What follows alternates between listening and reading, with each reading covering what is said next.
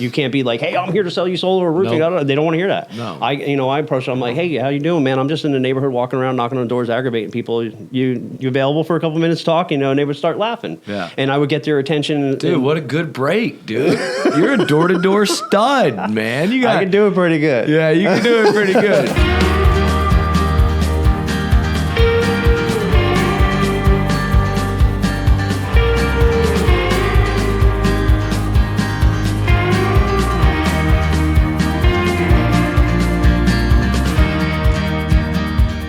What's up, YouTube? I've got an incredible special guest here. If the conversation for this episode is as good as what's been going on in this boardroom, you're in for an awesome episode. You're going to learn a lot. You're going to learn how to create a retail roofing division just from doing simple leak repairs. I'm always going door to door selling insurance roof replacements, but a lot of local businesses. And here in Florida, there's a lot of rain. There's a lot of opportunity in retail cash deals that come from repairs. There's also a lot of opportunity in insurance deals that come from repairs. And I'm here with owner of Leak Busters Roof Repair, Leak Busters Roofing, Richie Colletti. Hey, welcome to the Blue Collar Boardroom, buddy. Hey, what's going on, Lee? Thanks for having me out. Hey, man, where are you from? Port St. Lucie, Florida. That's right, man. Actually, the first roof in the state of Florida that was commercial roof was their Harbor Bay Apartments. Did for Grant over there. There's another one called Harbor K Apartments. Yep. And but Stewart was the area that taught me about how people could get discontinued tile bought. Oh yeah. When did you start seeing these roofers show up getting tile bought? I'd say 2015 after a major hailstorm that we had over there. That's when a couple of them bigger companies started popping up in that area, and CMR. CMR was there, SFR was there. You got Venture Construction was also there. They're still there. Paramount Disaster Recovery. I mean, those were the bigger ones that kind of flocked into the area and started sending out their troops. And that's when you started to kind of really see the door-to-door insurance? I seen it. I didn't participate in it for a while, so I kind of waited. I started my company about 2016, and that's, I didn't really do any door-to-door. I kind of went out and self-generated a lot of my leads. I was a good networker. I used a network marketing technique. Dude, basically, we're going to talk about that, dude. You get a bunch of inbound leads. You use not just social media, but an in-person group, and I know these guys need to know how to do that. Yeah, absolutely. I mean, so what I did was when I started my company, I had about $20 in my name for gas to go find my first job. So I had no money for marketing, beat up old truck, barely got my license. I had to build it up from nothing. I was sleeping on a couch about 6 months before I got my license at a friend's house because I got kicked out of my house. But at that point, I had to build it up. So I had nothing. So what I had to do was I, looked at my phone and said, gosh, I had about, 2,500 contacts in there. I was like, how many of those people know I own a roofing company? None. So just like a network marketing company, I went through my phone and made a list of about 25, 30 people every day. And I would start calling them every day. Hey, what's going on, man? How you doing? By the way, I have a roofing company. If you know anybody that might need roofing services, please give me a call. And then that kind of started kicking it off. And then, one person started calling me, and then I would just start fishing from there until I was able to start buying some leads after about 2 years. But that's kind of how I did it. Hey, grit and hustle. You're a sales from the very beginning. Just asking people, hey, you need help? Do you know somebody that needs help? Yep. It's one of Ed Milet's biggest sales secret is you find somebody that tells you no, and then you just basically turn a no into a yes by getting a referral. Yeah. And, that's the oldest trick of the book. It just kind of shows you that there's not that many good roofers that people can trust. Yeah. And if you just put yourself out there, it's a good trade because, even without the insurance, this retail roofing market's great. Yeah, absolutely. I didn't even actually get into insurance work until after about 2018, after Hurricane Irma. I went and did all retail for Hurricane Irma, went down to the Keys, lost my ass real big down there. Didn't know what I was doing. I first started my business, I was a salesman and a roofer.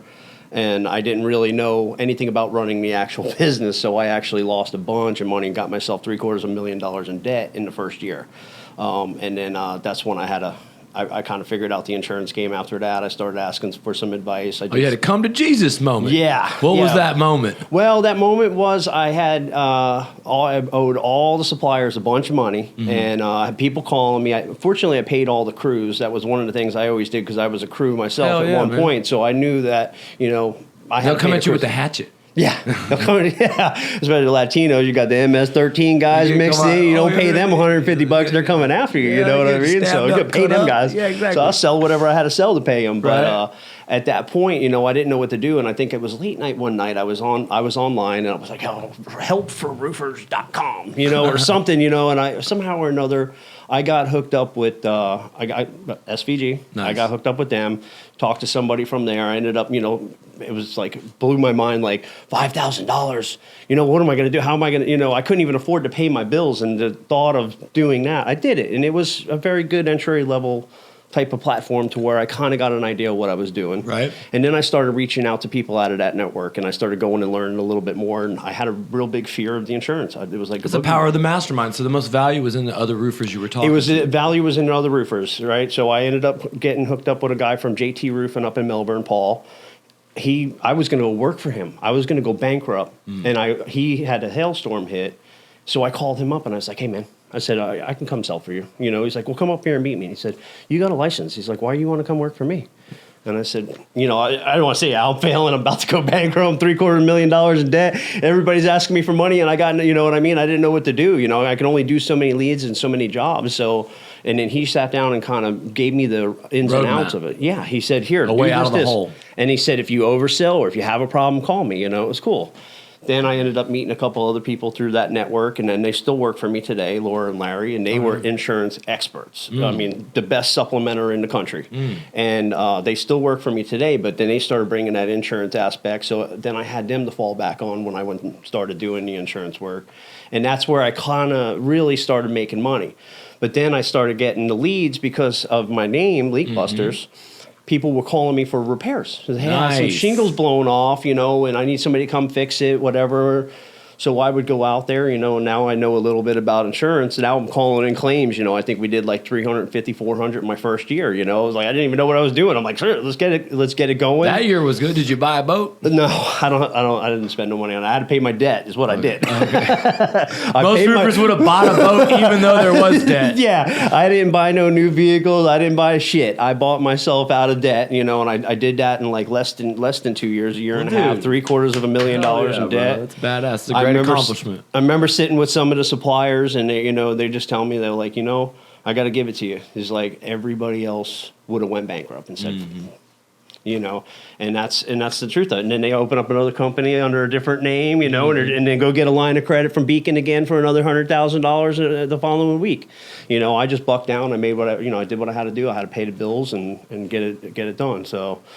And then, after that point, I kind of like mixed, I do a good about 70% retail, and then I do a lot of repairs, and then probably about 30% of it's insurance work. What I love is about the time right now is the rainy season. And so, even one of the biggest companies here in Florida, Total Home, was bought by Angie's Roofing, and they kind of like got into this process of just going after the repair leads. It's like, do you think that the people that are looking for the repairs are the best leads? I do, because those people they're on a. They're not saying, "Hey, I got $20,000. I want to go buy a new roof." They got, they probably don't even have enough money to pay for the repair in most cases, right? They want to get by. It's like your AC. You don't want to buy a new AC. You want to try to fix that capacitor as many times as you can to keep that cold air on until you can afford a new AC. Yep. But same thing with roofing. They've got a leak. They want to patch that roof. It doesn't matter. They don't know if their roof is 18, 20 years old. It needs to be replaced. They just can't afford it. But they need to stop the problem. So when I get there, and the problem is there, and the cost of fixing that problem temporarily is the cost of the deductible, because we had a wind or a hailstorm or something like that just passed through, which we've had quite a few. I'm able to convert that person into a roof. Say, hey, for the price it's going to cost me to fix this, we can go through your insurance company and get this whole entire roof bought. Does that sound good? And most of the time they're like, yeah, and sometimes they're like, well, we don't have $2,500, And they're like, well, you got about probably 4 to 6 months to figure it out by the time we get done with your supplement and everything like that. So just start figuring out where you're going to get that $2,500, and we're going to put a new roof on. And that's kind of how I convert them into that. And don't get me wrong, there's some people that just want to repair. And we are a repair company, and we specialize in repairs, and we got, maintenance, and we'll, keep them people leak free until they're able to actually or want to do a roof or need a roof, you know. And doing leaks, it's funny. Sometimes they don't always stay fixed, do they? No, not all the time. It can be so tell me about managing the actual leak and repair department, like what you've learned and some of the mistakes you've made and how to actually be profitable in when you do repairs. Managing it, I mean, really, you got to like do a little bit more of an investigation up front. I've screwed myself by thinking I know too much. And what I mean is like maybe I don't want to climb in the attic that day because it's 150 degrees up there. You know what I mean? I get up there, it takes my breath away, and I'm like, I poke my head, find a flashlight, whoop, got it. And I'm like, I look outside, there's a return there by the bottom of the valley, like, this is a return, And then sure enough, the water's coming from a vent, 10 feet above it and running down, hitting that spot where I said we were going to fix. So that's cost us time and money. You know what I mean? Making it profitable, you got to know your cost too. What does it cost for you to start up the truck and send the two guys out there doing the repairs? I know, for the guys to come to the office, get in the truck and start it up, it costs me $750. You know what I mean? So I have to make sure that I account for that. Whether the guys are going there for a half a day, a full day, 2 days, we got to know how to price that accordingly. So that way. So like a full day would be like what? 3,500 or we don't hit them that hard. We're trying to build relationships with the repairs. There's kind of like the foot in to get. So it might be like 2,500. Yeah, like if it's a full day, it's probably about $2,000 to $2,500. Okay. You know what I mean? I just did one for my neighbor. It was $2,500. He's gonna let me do the metal roof replacement retail. Yeah, but he just wants to wait until out of rainy season. But he had to have it done. It was a big area. Yeah, and I think my cost. I just didn't want to mark it up on him because he's fixing to spend a whole bunch of money with me. Yeah. Yeah, you don't want to lose money, but at the same time, you don't want to bite their head. We got repair companies that bite people's heads off. I've had sales reps come to me, I don't do nothing less than $3,500. I'm like, well, that's leaving a nasty taste in somebody's mouth when they leave. Last person they're going to think about calling is you when they want a roof. So we want to try to tile roofs especially. I mean, those things leak all the time. Mm-hmm. So, you may go fix somebody's house 3 or 4 times before they end up deciding to get a roof, Mm-hmm. You don't want to hit them all that. They're not going to go to you. So let me give you a little golden nugget from a buddy of mine, PJ, who does jiu-jitsu here. He is a guy who's responsible for getting thousands of roofs bought for CMR Company, a lot of big companies. He runs an inspection third-party group, works for a lot of attorneys. He actually does a lot of the inspection work for Harvey Cohen. Anytime that you get on a tile roof, it doesn't matter how many damaged tile there are. It doesn't matter if they're discontinued. It doesn't matter 25% rule. If there is the type of underlayment that has the white, the top. The granulated. Yeah. You know what I'm talking about? The ones that. Hot mop. Yeah. They're hot mop. And even the Boral, the ones that have the white effervescent top to it. Do you know what I'm talking about? TU Max, the fuzzy stuff? Yeah, the fuzzy stuff. Yeah. And those are all basically, when you repair the roof and go into the deck, once you start removing a piece of that, the manufacturer spec require replacement of all the underlayment. So you don't even need. And PJ's proven it on a lot of them, but he also gets redeck on, I know. Wow. I know. It's a big freaking thing he was hitting me with today because we don't get redeck on them. I mean, a lot of times if it's stuck, we just go over the top of it. You know what I'm talking about? Yeah, go right over with some 30-pound felt and then over it again. Yeah. Yeah. And, essentially there's a lot of tile roofs in our market. And, the thing about it is that whenever we go through the process with insurance, it takes a little time. We may have to stop that roof from leaking during that time. And that roof might be $100,000 to $150,000 in the insurance claims process. How many tile roofs did you do up there through the claims process? Not many. I've only done probably about 15 total because it takes too long. So well, listen, here's the thing. These have made a fortune around, and them communities. I mean, obviously, we need some new storms coming around this time. Yeah. We're going to get new dates, but we also have new hail dates already. Mm-hmm. And so, I mean, working the old damage of where all the roofs got bought, but using new dates, that is the hustle. And there's a fucking fortune to be made in your market. Mm-hmm. And, I've got a small team there working, and they are mostly working shingles because they are working mostly shingle solar. Like my top guy in Port St. Lucie, or Stewart, he just basically sells solar first. And he's basically sold $1 million worth of solar and 600,000 worth of roofing. He does some claims, but really it's mostly just retail claims that he rolls into the solar. Yeah. Now, at first, what were your thoughts on solar? My thoughts on solar, I wasn't really a big fan. I like the idea of solar. Yeah, I like saving money, putting it. I just don't owning your own power. You like that? Owning your own power, yeah.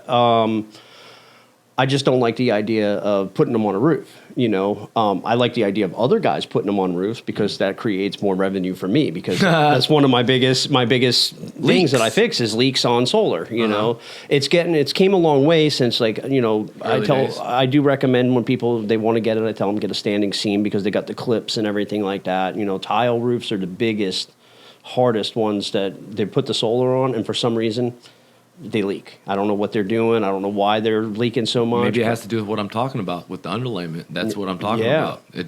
You have to do the whole thing. Yeah. Well, one of my recent customers, he's got about $18,000 in roof repairs. His roof and his solar are less than 2 years old, and he's already had like 5 leaks. I had to rip the whole side, take all the solar panels off, put it all back in. So, and then, of course, the solar company out of Melbourne went out of business. He can't get a hold of them. So there's nobody backing up that system. So that's how I ended up with him, because at first the roofing company that did it came out there. Then after the solar company folded, they were like, you know what?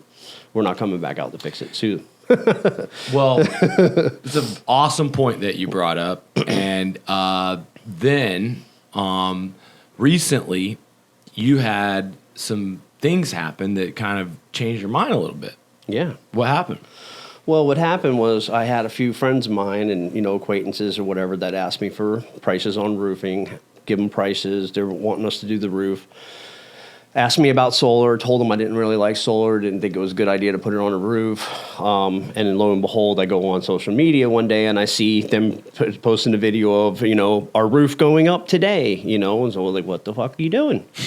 Hey, well, I thought I was doing I was literally making a deal with the guy. He was getting financing from my company, and he has some other guy come in there and do roofing. And he's like, well, you're not solar friendly. He goes, I wanted solar. He said, you told me you didn't like solar. You didn't want to put solar on the roof, and, you weren't going to be responsible for it if I did. He goes, I want solar. Who are you to tell me that I can't have solar? Fair enough. I was like, all right, I guess I better venture into the solar game, whether it's, if I'm a big fan or not. I feel like maybe I should, there's some missed opportunities out there that I should probably get. Hell yeah, absolutely. If you want solar, I'll sell it to you. That's you know what I mean? My guy Eddie, he doesn't really knock doors for insurance. It's all solar, and he runs a lot of leads. But every time he comes across an old roof, instead of working through the claims process, he just rolls it into the deal. And it's a retail sell, and basically he's become a retail roofing salesman through solar. And I like it better that way. Honestly, the roofs get paid faster than you don't have to deal with the insurance companies. Yeah. And my platform will basically get you paid for the roof before the solar. That's a lot of times the big complaint. Oh, yeah, you got to wait until the very end. That's not how it works. You get and their interest rates are like 1.92%, something like that, too. Or they might have went up a little bit recently. The interest rates are good for the solar. Yeah. But there's some hidden fees. There's some dealer fees. The interest rates for the home improvement plan, I don't think you can beat. Yeah. It's basically 8%, and it's over 25 years. And inflation is a lot higher than 8%. And so if they're giving you money over 25 years, it's a $20,000 roof, $170K. And I can get any roof approved up to $100,000 if you have a 700 credit score or better with Good Leap Home Improvement Program. So, we like this idea that Joe Biden said he's going to cut greenhouse gases 50%. Okay, what's that done to the price of gas? Huh? Not a lot. Well, the gas prices are out of control, like the energy prices, so much so that now they got an Inflation Reduction Act. $362 billion spent to reduce inflation. What do you think about that? I think it's another waste of money, giving out more free money. It's just going to cost us more money in the long run and, keep us down longer. Hey, look, I'm going to be honest with you. Without government tax incentives, there's oftentimes solar does not make sense for the homeowner. Yeah. That's the truth. Because basically, with the 30% tax credit they're talking about, though, dude, I'm telling you, 30% is practically like giving the solar for free. You get it on the roof, you get it on the solar. They bumped up the tax credit. So what they're saying the $360 billion is money in tax write-offs that they wouldn't get from everyone going solar. And here really is where they're going to get the money when they take 80,000 new IRS agents and sick them on us. Yeah. I mean, because they're going to come after people like me and you. Yep. That are out here hardworking small businessmen that are blue-collar entrepreneurs. You got a good tax attorney. Yeah. But, for me, one of the things Grant taught me is you got to learn how to make the money. You got to learn how to store the money. And store is the power of zero. What do you do to avoid or to not get your money into that shithole? The government. Whole life insurance. Me too. Talk to them about that. A whole life insurance policy. You can put as much money into it as you want, and then you can. It earns 4% interest tax free while it's in there. And then if you ever need the money, you can borrow the money back to buy a truck. Mm-hmm. So essentially, instead of going to Dodge and getting a loan from them and paying them the interest, you can give your business a loan at like 15% interest, and then you pay the life insurance policy, the whole life insurance policy back, and then all that money is going to you. So essentially, you become your own bank. Yeah. Your own bank. And then, obviously I did it for my kids and their futures. I want to keep the wealth in our generations. And yeah, a lot of my money goes in that. And there's different types of whole life insurance policies. You should look at some of the ones that Ed offers because they're really unique. They have a floor and ceiling, and they go basically in the stock market over a 12-month period of time. So the money I put in January, over 12 months, it averages out what the stock market does, and it's got a ceiling of 15% and a floor at 0, like basically 1%, where I can't lose. Yeah. But basically, it averages the gain and loss over the stock market over that 1 year period, and then month by month, that how much money you put in there over the policy. Now, there's fees and stuff for these different policies, but you build the value of this policy, now you can pull the money out. Same thing with your house. A lot of people don't know the difference between refinancing their house and a home equity line of credit. Mm-hmm. You own your own home, right? Yeah. And so here in Florida, the value must have gone up tremendously. Yeah. But yeah. I mean, it's almost crazy, isn't it? Yeah. Grant Cardone sits around and tells people not to invest in single-family housing, and we live in Florida, and that's like fucking better than crypto, dog. Yeah, that's the only thing I disagree with Grant on. It's better. It's been better than crypto for me, bro. Yeah, my last house I bought, it was, I might have had $100,000 into it. I sold it for $400,000. Then I bought another house last year, and it's doubled in value since I bought it. Yeah. And it's a big spread. So. Yeah, I know. It's crazy. My house is doubled in value and more than doubled. But here's the deal: like even in a housing collapse, like the people are still going to come to our spots. You have a very niche spot. Why are people coming to Stewart and Port St. Lucie? Why do they love it there? I don't know, to be honest. It's. I do. I love it. I like it. It's like a little tropical paradise, recently... It's truly like a fishing village. It was a true little fishing village. It's overpopulated now, and that's why I said I don't know why they want to come, trying to steer them away, because the traffic is insane, but it is beautiful. The water's blue, crystal clear, there's fishing, there's diving. So I went out there, caught 6 sailfish in one day off the coast. Oh, yeah. Like, it wasn't even that far off the coast. Yeah, you go right out the inlet at Stewart and sailfish all over the place out there. It's a beautiful place to live. It's getting real expensive, though.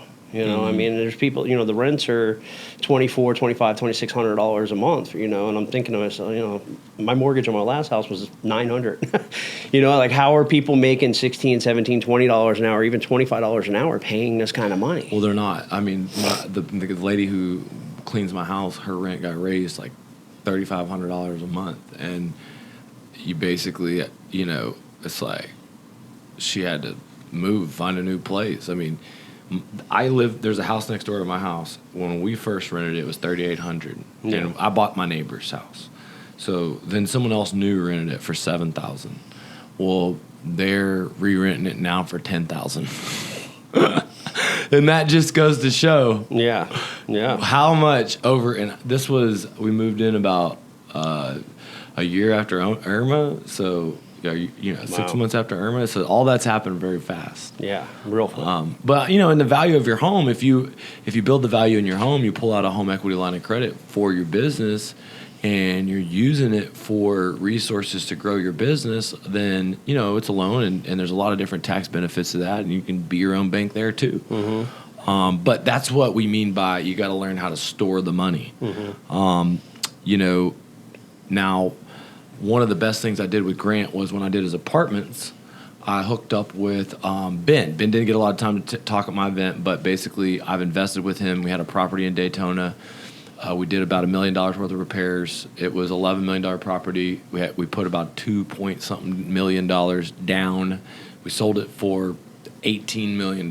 And about 3 or 4 years, we were expecting it to take 5 years. I don't know about multifamily being that hot now, but I know that next summer there's going to be a lot of good buys in the real estate market. There's a lot of good opportunity in Airbnb. What's your real estate future? I'm actually into the Airbnb. I'm studying a lot about that and the Airbnb experiences. I'm into farming and permaculture and type of different self-sustaining and also educating people on that type of stuff. So I have a guy that's an Airbnb broker, and he came to me and he was like, he was seeing my property. It's on 12 acres. I got the whole little farm, and he's walking through with his kids, and we teach people how to do processing animals and growing certain foods and everything like that. And he was blown away. He's like, this is awesome. Oh, you're gonna do a glamping site. I'm going to do several of them. So nice. We already have. I got a couple of partners already in this, and one house we got is up in Myrtle Beach, Garden City area in South Carolina. It's a big house on the marsh. It's 2 sides. It's beach across the street, Garden City Pier. All the stuff is down there. Just started Airbnb-ing that out. We got another partner that has a property in Costa Rica in Pavones, and they're building a resort there. So I'm partnered with him on that. So what we're trying to do is create a couple of different places that all have different experiences. We'll have my area will have the farm. This one's beach, fishing, this and that. And then they can curate. They can go on a website, curate their whole experience of what they want to do. You want to rent kayaks, and then you give them the fee to rent the place for you, but then you also have all the extra stuff. They can sign up for classes. We can have speakers come in and teach them how to do certain things like process animals. And there's people in Europe that want to come over here and learn how to do that. Mm-hmm. And, so we just curate that. So that's what I'm building. And it's kind of going to be like a timeshare type of thing, right? Oh, nice. So you say you want to invest in a property, you can invest in my property in Vero, and then once you get your initial investment back, whatever percentage you buy in, if you buy in at 10%, you're going to be getting a 10% share of the profit throughout the years. But you only own this property, you're only getting a profit from this Vero property, but you have access to go to any one of our other properties that you want whenever you want. You just got to go into the system and book it as an owner. So it doesn't matter that you don't own in Costa Rica or here or there. You'll be able to travel around and go stay a week with your family at whatever one. We'll have something in the mountains. We got something that we're trying to do out a little bit west of town in Fort Pierce. So that's my long-term 5 to 10 year goal. Like I said, we already got a couple of the properties right now that we're starting to build up. Build the value of that business. Here you are not only investing into something that is, a lot of depreciation in that. There's a lot of tax benefits. Mm-hmm. And the idea is man, if you're watching this right now, it's not just about roofing or construction or how you're out there making the money. It's how do you beat inflation and truly get ahead in a world that's really, they don't teach you this shit. No. I mean, where were you college educated? I dropped out of school in 9th grade. Okay. I didn't approve of the education they were trying to give me when I was younger. It was a waste of time for me. They always say that people with A's and B's always work for the people with the C's and the D's. And I was definitely not the D. I was more of the F guy. But I dropped out of school, and I always had a hustle and everything. And I had a long bumpy road, and I had a master partying and going out and screwing up my life first before I can get to where I'm at now.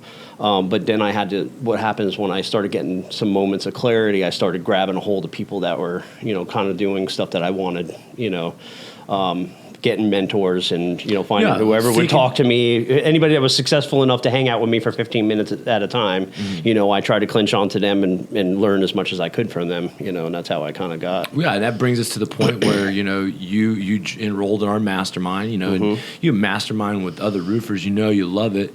What interested you about our mastermind? So Hammer invited me out to blue collar event, and I was like, all right, whatever, went out to that, and I like to go to the events. You learn a little bit, find some new stuff. But then I think it was what's the guy, Ricky Suthers? Yeah, I kind of heard his story about where he was, and it kind of felt me. I felt kind of like he was talking to me, like this. I was stuck at a certain point. We were doing good. Our system was great, but we could only handle a certain amount.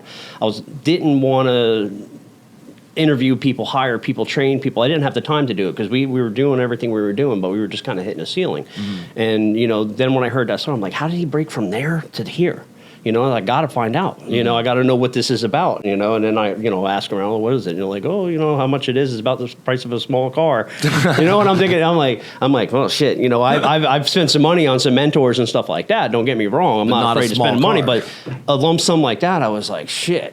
That's a big nut, and it was, but I was intrigued. I wanted to see, what I mean? I was like, in my mind, the amount of money that I had to spend to do it, if I can get from where I'm at now, even a couple more million, is it not worth it? Yeah. And plus you promised me 25 deals. So I was like, yeah, it's a no-brainer. He's going to pay for this thing himself. Right.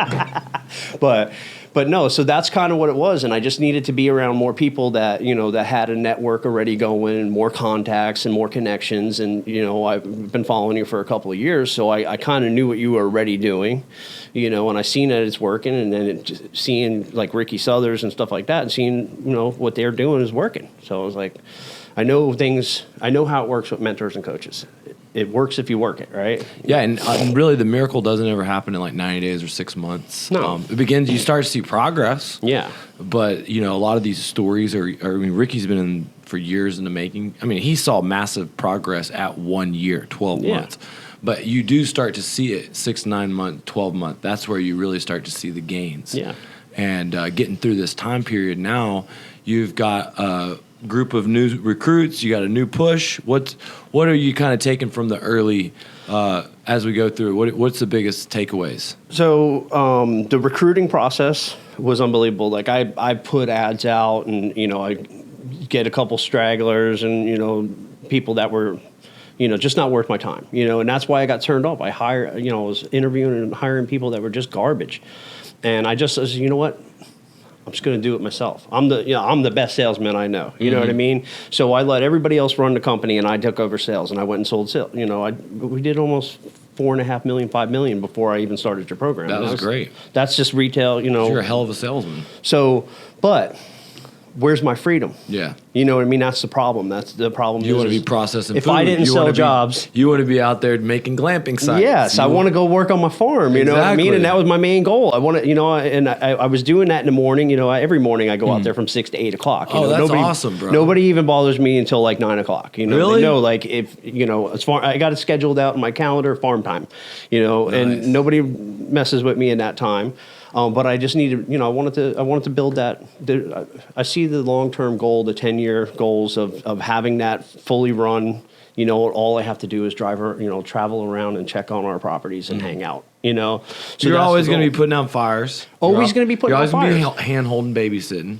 People are always going to be letting you down. Yeah. And you'll always have to give them direction. Yeah. And then you'll always have to sometimes step in there and remove the problem, which is never fun. So whenever I say it runs without me, not really. It doesn't happen that way. Not really. But I have the quality of life. My phone doesn't blow up. People don't realize, I do have, after 20 years, it is pretty cool. Now, here's the thing.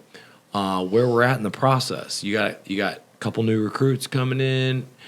Door to door is very important. The Facebook video ads are very important. Yeah.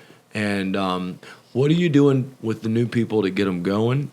And what have you really found as far as like seeing how they can have success in the first 2 weeks, the struggles and the successes?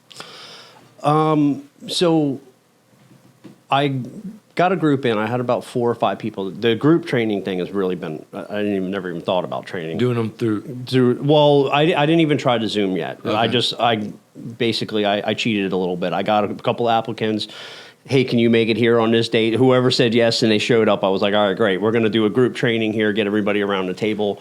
I was nervous as hell because I never really did a group thing like that. So I was essentially on a stage at that point. But if I found it was a lot easier to be able to go over everything with 6 or 7 people than it was with one person, because then other people kind of knew a little bit and they were helping each other because they had a little past experience. So the first couple of days, or the first day, I got them orientated to our business, basically let them know how our business runs, showing them our stuff, our style, our systems. And then we would go out, get a couple leads, go out to a neighborhood, and then start knocking, we'd start knocking a few doors around there. I would go out there, try to practice the pitch. Port St. Lucie, the pages are pretty abrasive, like as far as door knockers go. They hate it. So you really got to be able to do it in a non-invasive way. Yeah, you got to get gated communities. Nothing but gated communities in your area. Yeah, there is, and there's a lot of other neighborhoods you can just drive right up into. But you still have to be like very non-invasive. Yes, you can't be like, hey, I'm here to sell you solar or roofing. Nope. They don't want to hear that. No, I approach them. I'm like, hey, how you doing, man? I'm just in the neighborhood walking around, knocking on doors, aggravating people. You available for a couple minutes to talk? And they would start laughing. Yeah, and I would get their attention. Dude, what a good break, dude! You're a door-to-door stud, man. I can do it pretty good. Yeah, you can do it pretty good. Well, that came Why'd from being... you getting 6 or 7 of them guys to watch you door-to-door pitch? Yeah. Yeah, and that's and I mean, I had a couple of people that came right out of the gate that were they were hungry. They weren't broke. They seen the one of my newest sales reps. He's seen the opportunity in the roofing industry. He's seen that all of these houses are getting their insurance canceled if their roofs were 10 or 15 years old. He got a letter, so he was like, "Hey," he goes, "it only makes sense. These people need roofs." He goes, "I need to sell roofs." He's like, "But I don't know anything about roofs." I said, "Well, I'm going to teach you." Nice. And that's what I did. And he's one of the guys that went through the Skydiamonds platform. I mean, he's doing good for you. Yeah, he's already signed. He's only been a week and a half, 2 weeks. He's already signed 3 deals. Nice. I mean, he's good. He's a stud. That's what it's about. See, and honestly, you have to go through sometimes 5, 6, 7, 8 of them. Yeah. To find that one stud. Yep. And so all that the Zoom calls do, and when we go on Zoom, is it just increases the time that you get more studs because you go through more numbers. Yeah. You get more people through the preliminary, then you get more people to the group, and then, what you want to do is if you want to take them. You want to have office manager and production manager. At this point, your role where you're at is duplicate yourself as the sales manager. Sales manager. Yes. You are the sales manager. Yep. Okay, you can't give away that task. Not yet. But you can make a lot of money going from 5 to 10 million. Yeah. Okay, you can. And really, you can make a lot of money whenever you have the infrastructure of a $5 million company and you do like 8. You make a shitload of money. To be honest with you, that's where Ricky made the most money. He made the most money when I helped him go from $2 million to $7 million as far as dollar amount percentage on revenue. So that's good news. And basically, since you're the hustler and the stud, I didn't realize you were such a fucking salesman. You're going to be super successful. Yeah. There's just some key elements. What are you doing right now? This Florida, talk about this new law you were just talking about. It's such a big deal. The insurance? Yeah, this is kind of crazy. It's sweeping across Florida, and it's an opportunity. It's like a gold rush out of itself. It is a gold rush out of itself. And they say Florida is like the indicator for what other people will do. Yeah. The other insurance companies follow Florida. Yeah. So if you're in another state, don't think that this isn't coming right down. No, it's coming, yeah. Well, what's happened is because we got so many catastrophic storms in the last few years, the insurance companies were getting beat down by litigation.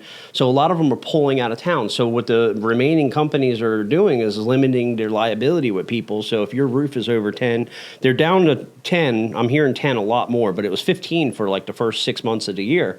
And now they're saying, I'm hearing people say, hey, your roof's over 10 years old. Your shingle roof's over 10 years old. You have to replace it. It's crazy. I go out to see roofs and I'm like, man, these things are, they're still good. But the insurance companies don't want that liability. So they're saying, hey, either change your roof or we're dropping you. And there's not a whole lot of options of insurance anymore in Florida, 'cause all the bigger companies are pulling out. So people are frantic, and in some cases, they're giving them 30 days. It's like, you get your roof done in 30 days, or We're dropping you. We're dropping you, right? You can't even get a roof and permit in 30 days, hardly, dude. And I mean, really, can you get the NOC, everything turned into the city, everything? I can do it. Yeah, you can do it. I can do it. It's a stress on my team. You know, we can push in certain areas. We have pretty good control over the building department. I don't want to say that. You can work the system. We can work the system pretty well with some of the building departments. We have, we know people that, will help us.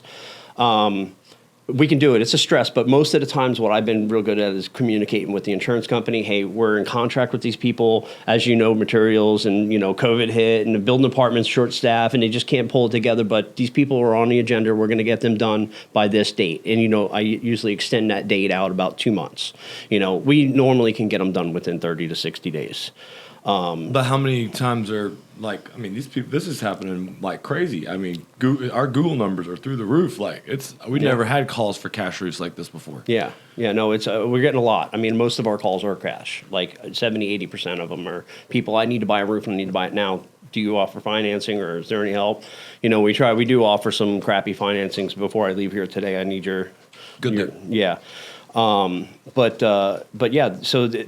They have no choice. They have to get the roofs done. Mm-hmm. So, it is like a gold rush, you know what I mean? It's a gold rush. We got a roofing, retail, and solar gold rush. One of the biggest things, I was talking about with Richie was getting into solar. The reason why solar is a little bit trickier is because roofers have a couple things. There's a bunch of, I'm going to break down sort of the biggest challenges my team's had with going into solar. Hopefully this helps you, and then we can have a conversation about it, and it's entertaining for the audience.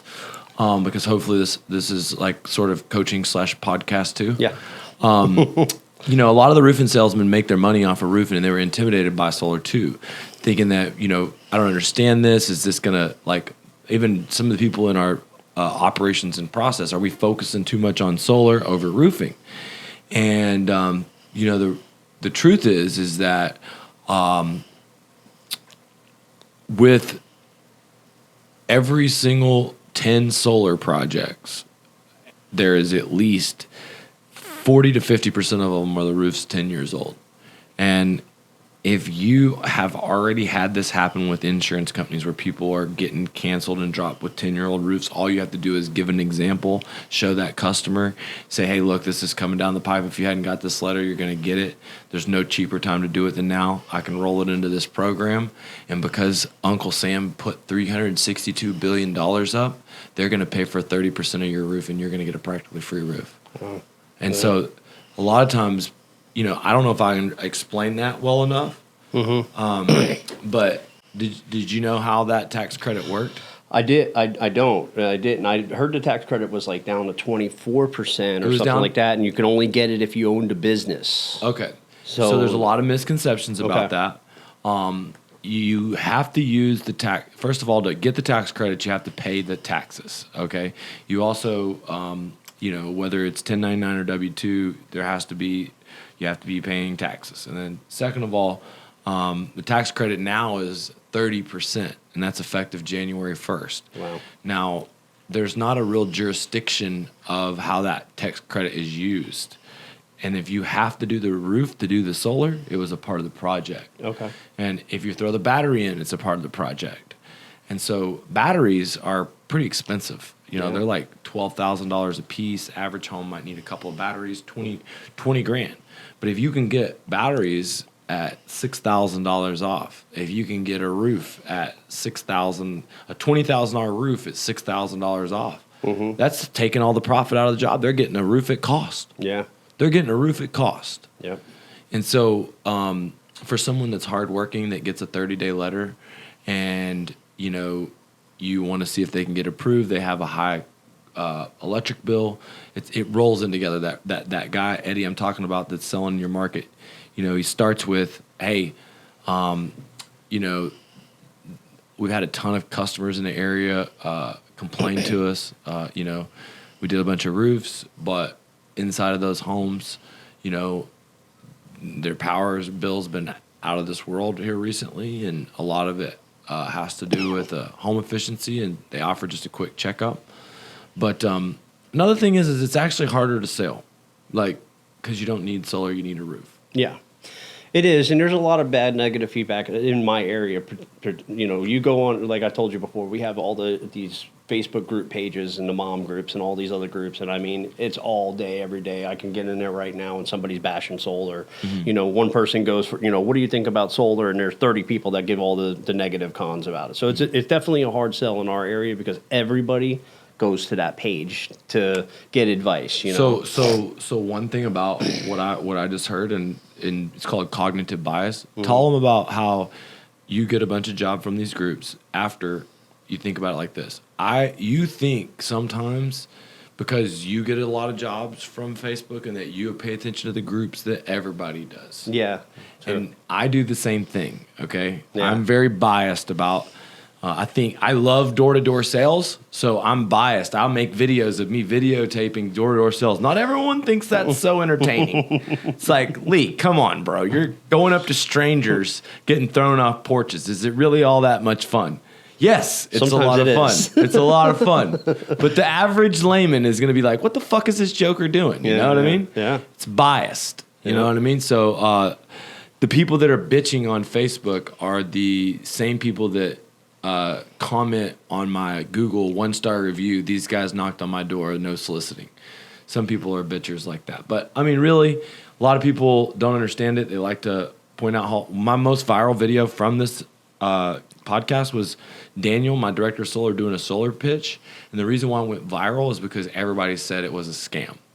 And then people would comment. But what it does with the algorithm is it Raises it up, yeah. Yeah, it had thousands of comments. Yeah, that's what the recent video I put on Facebook for the ad, you know, just because it was talking about insurance. There were so many people fighting in my comments about how we're the problem, we're killing the industry, you know, the insurance rates are going up because of guys like me. And, you know, I was intimidated at first, and I think I hit up Natalie. I said, I don't think I wanted this, you know, I didn't want the negative, you know, but then I thought about it. I was like, shit, this thing's getting shared all over the place. There's, you know, 75, 80, 100 and something comments. And, you know, and now everybody in town's like, hey, I seen you on Facebook. Every time I go there, are you that guy on Facebook? And I'm like, I'm Facebook famous now. Yeah. So it goes, you know, and what I had to look at, you know, after... Are the videos getting leads? I did, yeah. So that was what I was getting to next is, yeah, there was people on there, and I responded and just said something, you know, not too abrasive to them or whatever, you know what I mean? But you can just delete them or hide them. Well, you know what? I don't like to do it. I liked it. I liked it. I think it's great to answer. Yeah. As long as you can answer good, it's great. Yeah, and my common comeback to that is, you know, hey, listen, price of my house last year was $200,000. This year it's $400,000. Do you think my insurance is going to charge me the same amount for a $400,000 house as they did for $200,000? You know, so the price of insurance is going up anyway, regardless, because the price of your value of your house is going up. Is it my fault that the taxes went up too? No, your price of your house went up. So everything's going to go up. There's inflation. Yeah, there's guys out there doing shitty things to the insurance company and causing all this, you know, the money to go up in litigation and everything and clobbering the insurance industry. But that's not me. I'm a small scale guy. I'm out here just trying to help people who need to help. You know, I look at, you know, we only call damage where damage exists. Yeah, we call damage. I train my people not, you know, there's companies that go around and they'll file a claim on the roof that they don't go on. Every time you turn on the news, the news gives money from insurance companies. And, the fake media, yeah. And so what do you hear on the news here? Every time you hear about roofing. Yeah, we're scumbags and we're out there taking the insurance company's money. Not like they haven't been taking our money for the last 40 years, but, you know, or even longer, but, you know, it's our fault, you know, and it's my fault for helping people get a new roof. Before you were doing insurance roofs, business wasn't, you know, you're just out here helping people that are calling you for repairs. They have legitimate damage they're getting paid for. Before, business was tough. Yeah. You know, now you're helping people better. I'm helping people better. But, of course, sheeple people. I mean, they're going to repeat what they see on the news. Yeah. And, you know, it's okay. I let it get to me at first. And then after a while, I was like, you know what? We're getting leads. For all the people that are bitching, there's 5 more people that are saying, hey, I need your help. Can you help me? The insurance company is going to... Oh, that's the one thing I wanted to tell you, too, is the letters that we're getting, the 30-day. This is a good one that I've turned this around a bunch of times. I won't say a million because that's exaggerating, but it's been a lot. people call me. I got a letter from my insurance, said they're going to cancel me. There was damage on my roof, and they're going to cancel me. I go out there, and sure enough, there's wind-blown shingles. And I said, you're telling me the insurance company told you about this and told you they were going to cancel you? And they're like, yeah. They're like, so I said, call the insurance company up now and ask them if they can send out an adjuster and tell them that you have wind damage, that we had a hailstorm and come you get through. them bought before they're so canceled. I get the roof bought through the insurance company because they sent somebody out there. That's Right. the biggest. That's the one that helps me feel better about myself every day. When I can do that, when these people are getting ready to pay me $20,000, $25,000 for a roof because the insurance company told them they had to, but they had shingles blown off, and then I turn around and they get their roof for $1,000. That's when I feel like a hero. Hell yeah, man. So I don't want to stop what I'm doing because other people think that I'm causing a problem, because I'm helping people. And I got to feel good about that. I'm making money while I do it, and that's the name of the game. We're in the business of making money, right? How many jobs have come through the Facebook so far? I'd say I don't know. Probably, we only had the ad up for like a week. Mm-hmm. There's been, all those emotions happen within the 7-day period, but I think probably like 20 or so. And then, I have a lot of people that come through the forum, and then I have people just private message in our group too, like my Facebook. It's probably more than 20, maybe 30, 40 or something like that. That's awesome. Yeah, people just private message, then they find me. Well, you're really presentable on camera, bro. I'm telling you, you really seem trustworthy and educated. It's hard to find a roofer they can trust. We can put a good front on, huh? If you do another one on the letter itself, and hold the copy of the letter, and maybe stand in front of someone's that got the letter, and tell the story how you helped them and you saved them and you got the claim. Yeah. That would make a good one. Your friend that got the letter that you gave a good price, that would make a good one. Yeah. Just keep these stories, making the content and putting it out there. Because it's really about you doing a volume amount of video to get good at it. Ricky did a lot of practice. He did a lot to get good at it, and he was willing to do it. Mm-hmm. And so if you just keep the content, don't overthink it, and just keep it coming. Yeah. That would be like the way that you. And thing is it's that in combination with the door-to-door team. Mm-hmm. So. Who's your door-to-door leader? I haven't picked one yet. And so it's hard for you to be the door-to-door leader whenever you're running leads? Yeah, well, yeah. I've gone out with them a couple of times, but you know Paul Reed, right? What's that? You know Paul Reed? Paul Reed? He's on the internet a lot. He's kind of an influencer. He's a partner in a company out of Colorado. He's one of my early clients, but he moved to be more of a commercial company now, but he used to do residential, and I'll tell you a little bit about what he'd do. Mm-hmm. He was like you. He was a hustler, and he could lead the team. He was a good, what I call, field general. But he doesn't do residential all the time, and he doesn't actually do any anymore. But what he would do is he would handpick all the sort of best leads, and he would make sure that the leads got ran and were legitimate and they weren't bullshit. And he'd sort of, as the sales manager, his door-to-door team would come in behind him while he was signing leads up. And then the sales guys in the group chat, they'd use a WhatsApp, and they would post when they had a deal, and whoever showed up to the neighborhood say, I'm here. The canvassing team would set the appointment, and the closer would come in. One of the things that Ricky's done, Southers, this year, 3rd year into, is actually created a door-to-door department. And they're actually going door-to-door, and they just go door-to-door and offer home efficiency inspections with no insurance pitch. You have insurance pitch, you have solar pitch, so you got all these different awesome ways, but it's making all the new sales reps come on as people that generate their own leads. Yeah. Just the way you started with the business. Yeah. You called the list of people. That's how you got started. So molding people in your... Now, it's hard because you got jobs to sell, you got business to run, but you got to show them that they can go into these neighborhoods and that they can go door to door and not just knock a regular door, but knock a door that's a brand new roof and see if they can't get their power bill. Because what happens is if they can knock every door, they can sell insurance to the old roofs, find out if they've already got a letter, sell solar to the new roofs. They don't have to cherry pick. Yeah. The biggest fucking problem is some of the roofs have been done. Yeah. Some of the margin is bad. Some of the damage is marginal. So people think, I can't get that bought. Yeah. Oh, I don't like this neighborhood. They fucking drive around in their fucking trucks, knock a few doors, go to the next neighborhood, knock a few. At the end of the day, they might have knocked 15, 20 doors. Yeah, they're gonna do. Drove around in the neighborhoods for hours. Yeah. Versus getting out of the truck and being able to knock every door. This one for roofing, this one for solar, this one for roofing, this one for solar. Have it different. Yeah, I see what you're saying. So if they have a new roof, you just switch over to You solar. can have a solar team, you can have a roofing team, but the roofing, everyone should know the solar pitch because it's easy to get power bills. And what you're wanting to do is you're wanting in the first 2 weeks of your new recruit to get them 5 deals, whether it's 5 contingencies or a cash roof or a power bill that's a potential closer deal with a set appointment. Even if you don't close that deal, it's almost like if you can get 5 power bills with set appointments in their first 2 weeks with a guy, that's almost as good as 5 contingency agreements. Yeah. A couple of those are going to close. Yeah. What's your biggest challenge with going back to your old clients and selling solar? I don't really. I mean, the only challenge I really had is like I said, I didn't really have time. You know what I mean? Like it's funny. I consider myself. I came up with the term the one night stand salesman. Nice. You know what I mean? Well, because I would doing all the leads. So if I had 15, 20 leads a day, I come, I hit you, boom, and then I'm out.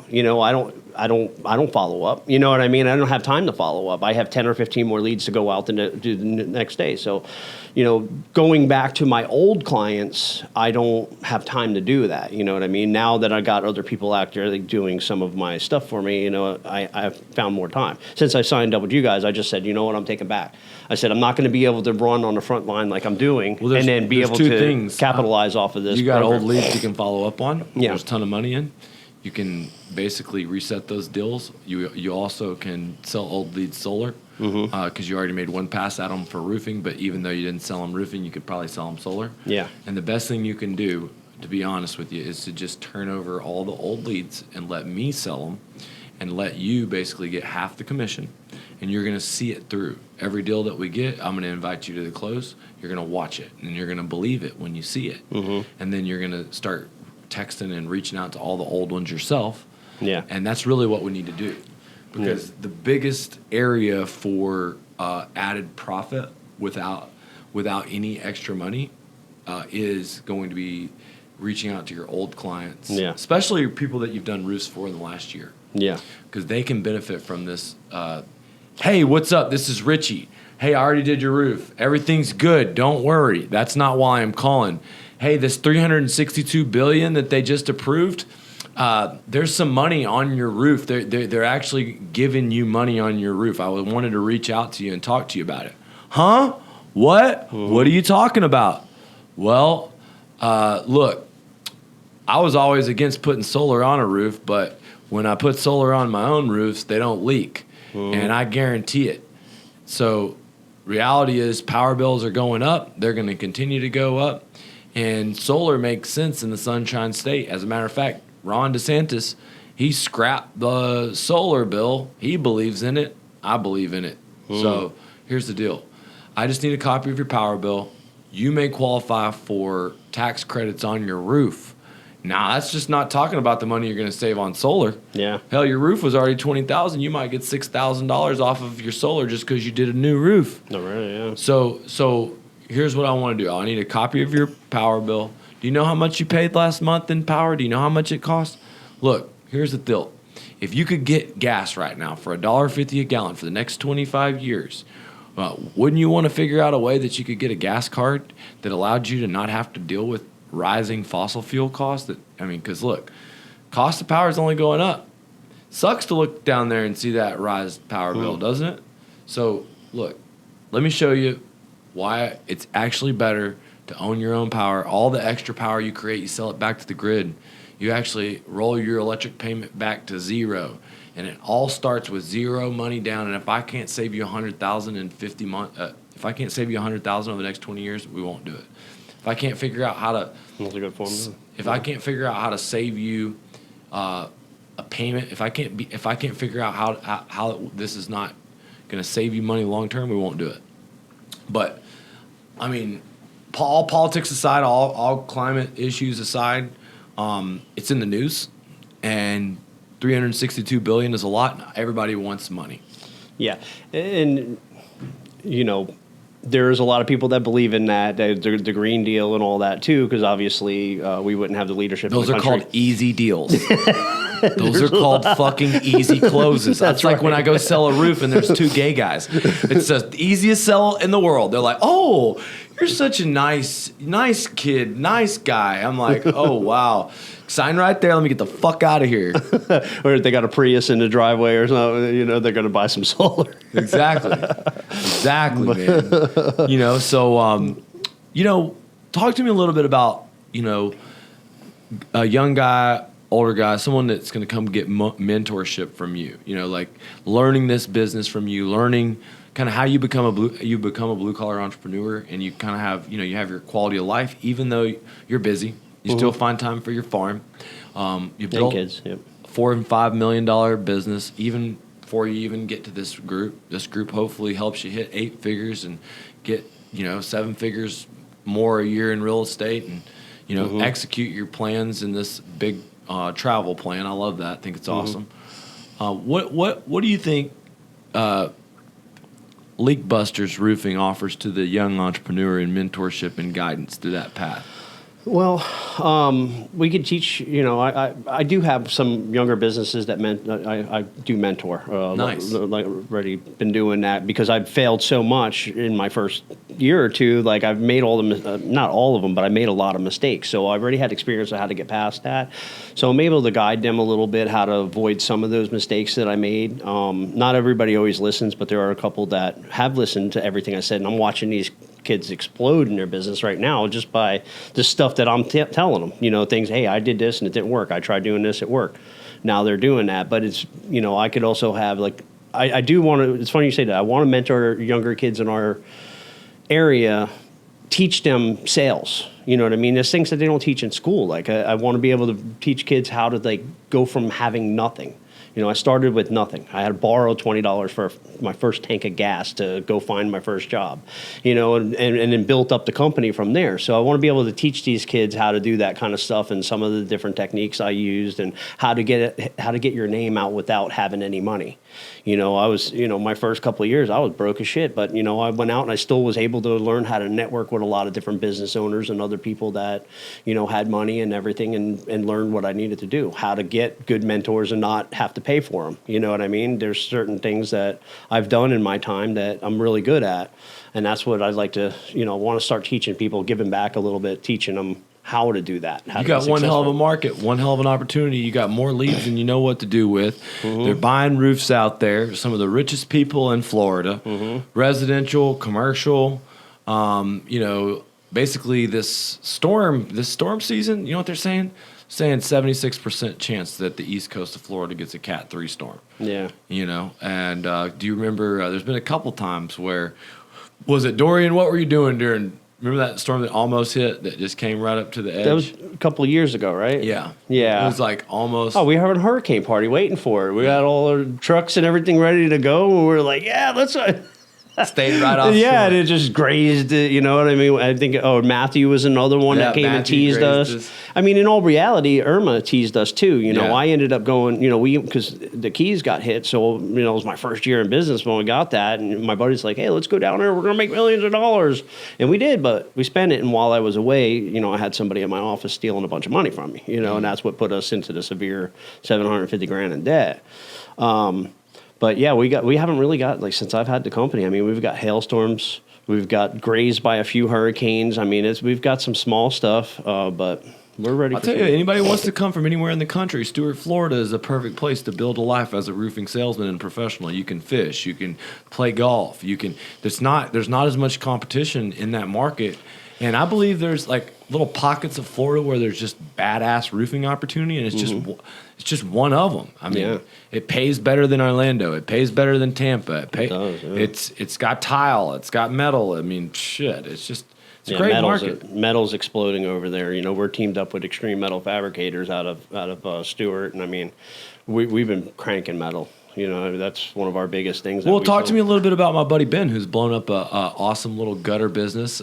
He was a guy that I went to high school with, was my first roofing sales recruit. He came into the business, worked for a couple I don't know, 2-3 years. I don't know how long it really lasted, but the reality is we've been friends for, I don't know, almost 20 years, and he's in your market.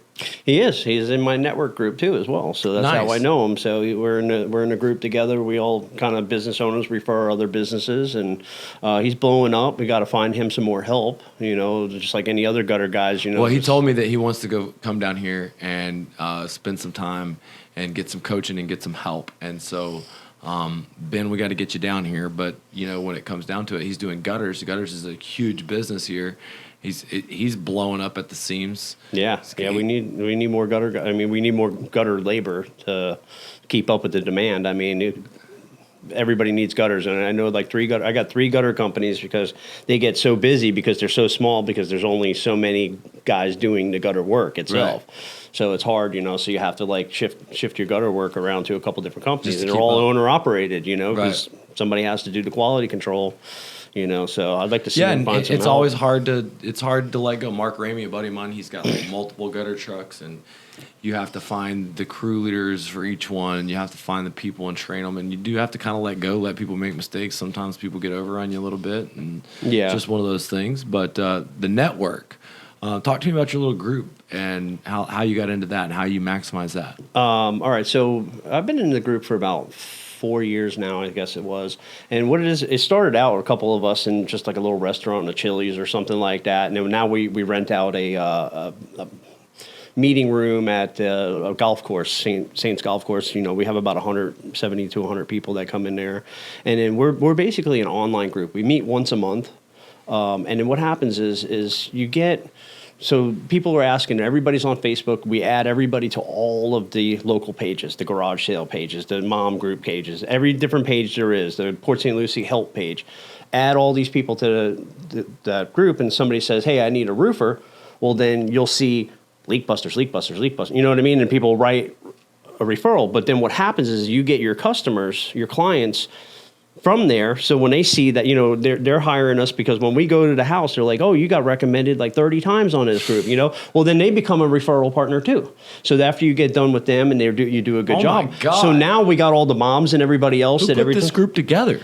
A guy named Buddy Carter. He's in insurance, and then Lauren Nelson. The two of them been running it. I was there from probably the second meeting on. I was a board member for a while, but being on, I have to run my business. That was like running a business in itself, the politics and every night. But at least you keep up the politics to get them leads. Yeah. So is it one roofer per group? It's a one-of group. Nice. So I'm the only roofer there, and I do things I do get a lot of referrals from that, a lot. So I'll sponsor the meetings and pay for all the food or pay for drinks or whatever. Anytime they have any kind of parties or anything, I throw a bunch of money in there and try to keep everybody happy and make sure that when they go to the bar to get a drink, it's like, hey, put this on Leak Busters tab, right? Nice. So what they know, so one thing, everybody knows my name when I leave a room. You know what I mean? Because I'll do that. Say, go to the bar, tell them you're with Leak Busters, and you get a drink. So now everybody has to say my name at least 3 times at night, hopefully. I'm here with Leak Busters. Give me a drink. But that's been a pretty good explosive group, and it's just... Hell yeah, bro. If I was a salesman and you had leads coming in from Facebook,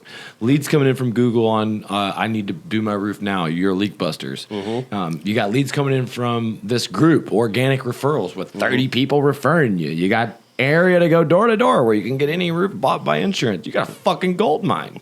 Shit, I would love to go work for you, man. Shit. How can these guys get in touch to hook up with you? Maybe if they want to connect with you in your market. If they want to connect with me in my market, if you're coming for an opportunity, you want to come right to me because you won't get through my gatekeeper. So you would want to call me at 561-801-3950. My office number is 772-332-8450. And how can they find you on social media? Social media, Richie Colletti. On Facebook? Yep, Facebook. Pretty much type in Richie Colletti on all the social media. You should be able to find me. So connect with him. Get with him. Guy, man, this was an incredible episode. We talked about retail through repair. We talked about solar. We talked about using a network. We talked about your journey from, going into chasing your first storm, not knowing what to do, to selling 4 to 5 million, running 15 appointments a day. You're a freaking star. I think that, discipline and consistency. I always say that no big result can come from a low energy. How do you keep your energy up, your attitude up? What do you think the secret is? Well, I'll go to consistency and persistency. One of the things I do for that is start a farm, because you got to consistently go out there and feed them animals. And if you don't, the animals are persistently yelling and screaming at you if you don't. So that's just a little stupid thing that, That's cool, man. It's something that teaches me consistency, you know what I mean? To follow through with stuff. And it's, I have lives that are depending on me. And the same thing with business. I have lives that are depending on me. We got probably 60 something employees. I lost count, but those people depend on me to make sure that this business thrives. So I don't have the opportunity to be lazy. I have to stay consistent and make sure that I make the wheels spin. These people all want their paycheck. Now they're doing their part to make sure that it keeps going, but it's ultimately up to me. So that gives me my driving force is the people. Isn't that the blue collar American dream? It's not all about the work. It's not all about the money, but it's about the hard work you don't even get paid for on the farm. That's you right. just enjoy the shit out of it. Yeah, absolutely. Well, you get paid when you eat the animals. So that's right. Let me tell you, my grandpa, he had 2 things in his closet. He had suit when he went to the office because he's a lawyer, and he had overalls because he went to the farm. Yeah. And I grew up. He had a farm probably 20 minutes away from my house, hanging out with him for the fun time, and he had crops and animals and all of this shit. And it's just always an escape to go out there and just hang. Absolutely. And what a cool, awesome ability for you to have a business and still have that, man. Yeah. That's the American dream, brother. Absolutely. And so if anybody's looking to connect with Richie and get some mentorship on how you can get there, you're definitely going to get there faster with him guiding you. And man, thank you for coming here. Thanks you for doing this. Yeah, we're fixing to do a little tour of my office. I'm going to take him through our RCA and introduce him to a couple of key different people, and hopefully he can kind of visualize his operations at full capacity running while he's working full time on the farm. Yeah. All right. Absolutely. All right, guys. Subscribe. We'll see you next time. Thanks.